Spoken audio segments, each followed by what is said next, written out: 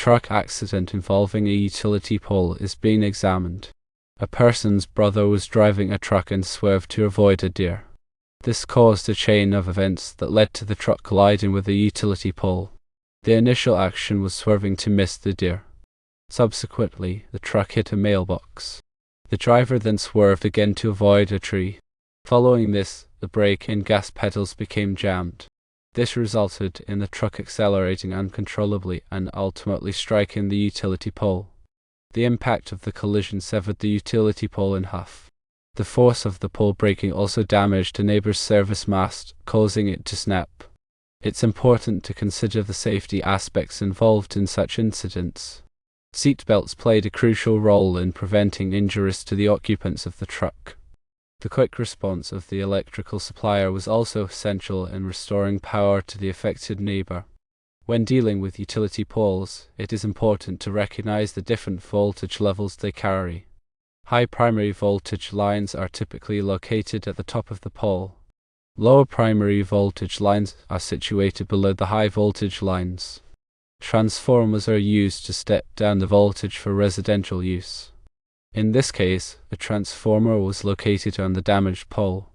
Service masts are the conduits that bring electrical power from the utility pole to a building. These masts must be properly installed and maintained to ensure safe and reliable power delivery. When a service mast is damaged, it can create a dangerous situation and disrupt electrical service to the building. The repair of the service mast involved replacing the damaged components and ensuring that the connections were properly made. The electrical supplier was able to provide the necessary materials and expertise to complete the repair quickly. The power company was responsible for replacing the damaged pole and transformer. This process involved removing the old pole, setting the new pole, and transferring the electrical equipment to the new pole. Safety precautions are always taken when working with electrical equipment. Workers wear protective gear and use insulated tools to prevent electrical shock. The power is also shut off to the affected area before any work is performed. Utility poles are designed to withstand certain loads and forces. However, they can be damaged by accidents, storms, and other events. When a utility pole is damaged, it is important to repair or replace it as soon as possible to prevent further damage and ensure public safety. The location of the accident, Pennsylvania, is subject to the National Electrical Code or NEC, which provides standards for electrical installations. These standards cover a wide range of topics, including wiring methods, overcurrent protection, and grounding. Electrical services must comply with the NEC to ensure safety and prevent electrical hazards. The size of the service mast, 2 inches, is an important factor in determining its capacity. The service mast must be large enough to accommodate the electrical conductors that supply power to the building. The type of conduit used for the service mast, rigid conduit, is also important. Rigid conduit provides physical protection for the conductors and helps to prevent damage from weather and other factors. When repairing a damaged service mast, it is important to use the same type of conduit as the original installation. This will ensure that the repair meets the requirements of the NEC and provides adequate protection for the conductors. Electrical suppliers play a vital role in providing the materials and expertise needed to repair electrical systems. They stock a wide range of electrical products, including conduit, wire, transformers, and other components. Electrical suppliers also provide technical support to contractors and homeowners. When choosing an electrical supplier, it is important to select one that is reputable and has a proven track record of providing quality products and services. The power company is responsible for maintaining the electrical grid and ensuring that power is delivered safely and reliably to customers. The power company also responds to emergencies, such as accidents and storms, that can damage the electrical grid. When reporting a power outage or other electrical emergency, it is important to provide the power company with accurate information about the location and nature of the problem. This will help the power company to respond quickly and efficiently to the situation. Transformers are used to step down the voltage from the high voltage transmission lines to the low voltage distribution lines. Transformers are also used to step down the voltage from the distribution lines to the voltage used in homes and businesses. Transformers are essential components of the electrical grid and are used to ensure that power is delivered at the correct voltage. The type of transformer used in a particular application depends on the voltage and power requirements of the load. Some transformers are designed for outdoor use, while others are designed for indoor use. The size and weight of a transformer can also vary depending on its capacity. Utility poles are typically made of wood, concrete, or steel. Wood poles are the most common type of utility pole. Concrete poles are stronger and more durable than wood poles. Steel poles are the strongest type of utility pole and are often used in areas where there is a high risk of damage from storms or other events. The height of a utility pole depends on the voltage of the electrical lines it carries. Higher voltage lines require taller poles to provide adequate clearance from the ground.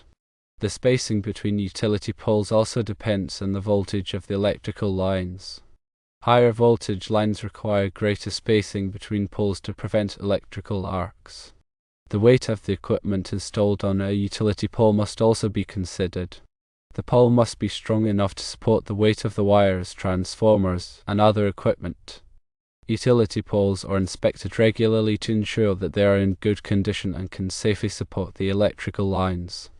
Damaged or deteriorated poles are replaced to prevent accidents and ensure the reliability of the electrical grid. The process of setting a new utility pole involves digging a hole, placing the pole in the hole, and backfilling the hole with soil. The pole is then secured in place with guy wires. The electrical equipment is then transferred from the old pole to the new pole. This process is typically performed by trained line workers who have experience working with electrical equipment. Safety is the top priority when working with electrical equipment. Line workers wear protective gear and use insulated tools to prevent electrical shock. The power is also shut off to the affected area before any work is performed. In this particular instance, it is fortunate that no one was hurt during the accident. The emphasis on safety, from wearing seatbelts to the quick response in restoring electrical service, highlights the importance of preparedness and responsible action in potentially dangerous situations. The incident serves as a reminder of the potential hazards associated with driving and the importance of taking precautions to avoid accidents. It also demonstrates the value of having skilled professionals available to respond to emergencies and restore essential services. The NEC plays a crucial role in ensuring electrical safety and preventing electrical hazards. By following the standards in the NEC, electrical contractors and homeowners can help to protect themselves and others from the dangers of electricity. Regular inspections and maintenance of electrical systems are also important for preventing electrical problems. By taking these steps, it is possible to minimize the risk of electrical accidents and ensure that electrical systems operate safely and reliably. The information provided highlights the importance of safe driving practices, the role of electrical codes and standards, and the need for skilled professionals to respond to electrical emergencies. The quick response of the electrical supplier and the power company in restoring power to the affected neighbor demonstrates the importance of having a reliable electrical infrastructure in place. The fact that the brother and his son were wearing seatbelts and suffered no injuries underscores the importance of using seatbelts while driving. The incident serves as a reminder of the potential consequences of reckless driving and the importance of taking precautions to avoid accidents. It also demonstrates the value of having a strong community that is able to respond quickly and effectively to emergencies. Firstly, assess the situation and ensure safety. Secondly, contact emergency services and the utility company. Thirdly, document the damage for insurance purposes. Furthermore, cooperate with the utility company during the repair process.